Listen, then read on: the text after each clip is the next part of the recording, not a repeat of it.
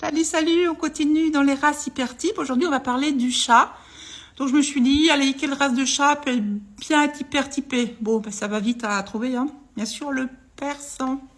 Heureusement pour ce bibou, il est beaucoup moins à la mode et il y a moins d'immatriculation ces dernières années. Parce qu'on était arrivé à des délires absolument incroyables. Alors, bien sûr, tu sais bien, je suis allée voir l'histoire. Je te dis pas, les Européens, 19e siècle, ils étaient complètement maboules. C'est la révolution industrielle qui leur monte à la tête. Parce que je t'explique.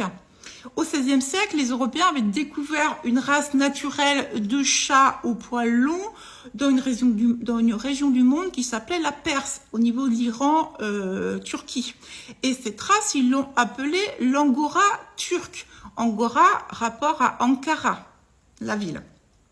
Donc, ils l'ont ramené en Europe. Regarde-moi cette beauté. Je pense que ce qui leur plaisait pas, c'est ce profil oriental. Ils voulaient faire à leur sauce, comme d'habitude à l'époque.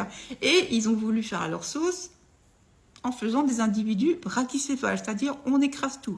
Donc au début, ils ont croisé l'angora turc avec un chat européen, mais ça ne suffisait pas, donc ils l'ont croisé avec un British short hair. Regarde, le British, il est déjà brachycéphale. Et ça suffisait pas, on continue, on modifie, jusqu'à dans les années 30, 1930, regarde ce qu'ils ont fait. Donc là, c'est aux États-Unis, les pick face, c'est-à-dire que là, il est même concave. Regarde, je te mets le dessin un petit peu drôle, mais qui montre vraiment la connerie et la bêtise de l'humain. Et ça a été un succès fou, il s'est vendu, ça a été le plus vendu partout dans le monde, jusque dans les années 2000, les expositions, regarde ces pauvres chats, ils passaient leur vie en cage dans des expos, à être lavés, machin, et attends, ce qu'on nous disait pas, et ce qu'on nous dit toujours pas, c'est que 65% des persans actuels, c'est une étude de 2019 basée sur 3000 cas, 65% des persans ont au moins un problème de santé.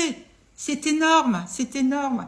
Moi je dis toujours, ne fais pas subir à ton animal ce que tu ne voudrais pas que ton enfant vive. Mais de quel droit on fait vivre ça à des animaux? Juste pour, et toi c'est même pas pour une fonction, autant le bulldog il fallait que, et en plus voilà, c'est du combat, mais il y a des chiens de travail, on veut que ceci, cela. Non, là le chat c'est uniquement esthétique, un chat ce n'est qu'un animal de compagnie. Donc on a délibérément entraîné des souffrances animales importantes jusqu'à faire c'est 2 individus sur 3 qui ont une pathologie. Allez, on en parle.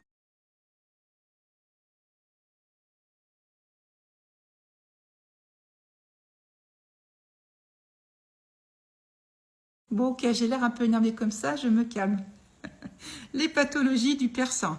Bon, bien sûr, tout ce qui est lié à la brachycéphalie, obstruction narinaire, voile du palais trop long, il peut y avoir des problèmes de larynx et du coup les problèmes respiratoires associés. Beaucoup sont asthmatiques ou allergiques, ils sont bien évidemment intolérants à la chaleur également, ils ronflent, ils ont du mal à inspirer.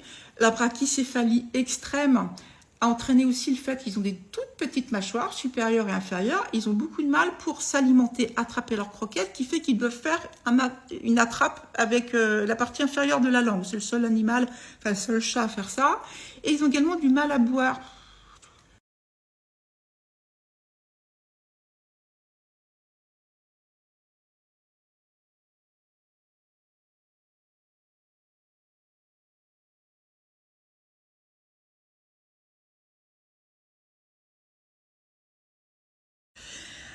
Alors, qu'est-ce que ça a entraîné d'autre? Eh ben, les yeux, ils ont tendance à avoir l'impression qu'ils sortent des orbites, littéralement. Donc, ça crée quoi? Ça a un problème d'occlusion des yeux et l'enroulement des paupières vers l'intérieur. Donc, les cils viennent frotter sur la conjonctive et la cornée. Donc, des kérato conjonctivites et puis des ulcères de la cornée.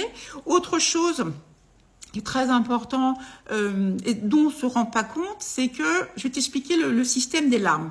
Les larmes, ça ne sert pas juste à chialer devant une série Netflix. Avant tout, on a des petites glandes qui sécrètent des larmes qui, lors de chaque battement de cils, font qu'on vient nettoyer la surface de l'œil, enlever toutes les impuretés et lubrifier pour que, tu vois, voilà, tout soit vraiment indolore. Parce que je ne sais pas si tu imagines, mais c'est un organe extrêmement fragile. On sait tout ça, dès qu'on a une petite poussière dans l'œil, on a l'impression de mourir.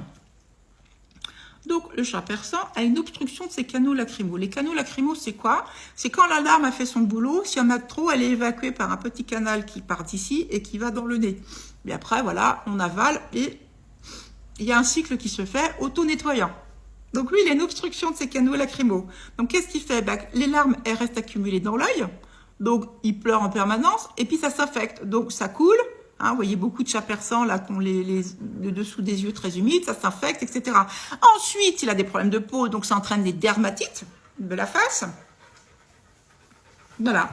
Donc tu vas me dire, oui, il faut lui nettoyer les yeux, c'est tout. Non, non. Je t'explique, un bébé, un nouveau-né, quand on les voit en consultation à 1 ou 2 mois et qu'on voit qu'il y a une obstruction des canaux lacrymaux, on sait que c'est tellement inconfortable d'être en permanence à pleurer, à s'infecter, qu'on les envoie chez l'ORL qui passe une petite canule et qui va les déboucher. Donc pourquoi on le fait pour les bébés et pourquoi on va accepter qu'un chat, pendant 9 ou 10 ans, il ait ça, les canaux lacrymaux obstrués? Je ne comprends pas. Je ne comprends pas. On continue.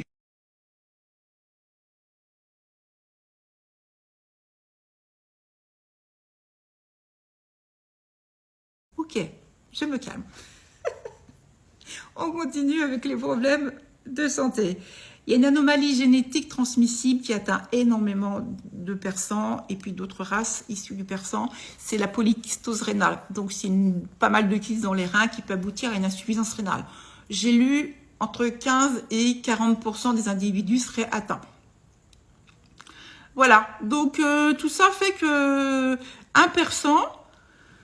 Alors, selon les variétés, parce que, regarde, je vais t'en montrer plusieurs, il y a plusieurs variétés. Donc, si tu veux vraiment un persan, choisis la variété où le nez va être le plus, voilà, tu vois, il va plus ressortir.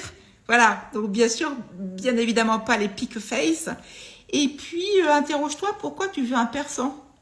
Pour quelle raison? Puisqu'à l'heure actuelle, il y a un développement de races de chats au poil long qui sont extrêmement sympathiques, je trouve, au niveau esthétique, et qui n'ont pas ces problèmes de brachycéphalie. J'allais te dire, même si ça me fait mal un peu à la bouche de le dire, parce que ce ne sont pas des marchandises, il y a le choix de chats à poil long, et de chats qui n'auront pas d'anomalies génétiques et de pathologies.